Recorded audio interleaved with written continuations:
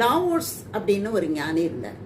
அந்த ஞானி என்ன பண்ணாரு, மிகுந்த அறிவாற்றல் உடையவராக இருந்த காரணத்தினால அவருடைய அறிவு நாட்டுக்கு பயன்பட வேண்டும் என்று அரசன் நினைச்சான். அதனால என்ன பண்ணா, அவரை ஒரு நீதிபதியாக நியமித்தான். அவரிடத்திலே ஒரு வழக்கு வந்தது. அது என்ன வழக்குன்னா, திருட்டு வழக்கு. ஒருத்தன் நிறைய பணம் வைத்திருக்கிறான், அந்த பணத்தை வேறொருவன் திருடி கொண்டு வந்து விடுகிறான். அதுதான் வழக்கு. இவர் என்ன பண்ணார், லாவோஸ் என்ன பண்ணாரு, 2 பேருடைய வழக்குகளையும் கேட்டு 2 பேருக்குமே தலா 3 ஆண்டு சிறை தண்டனை என்று தீர்ப்பு வழங்கிட்டார்.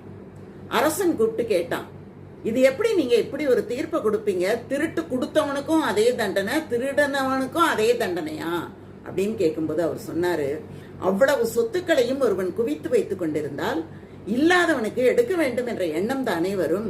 அப்படி ஒரு எண்ணத்தை உருவாக்கியவனும் திருடன் தானே, அதனால் தான் நான் கொடுத்தேன் என்று சொன்னாரா.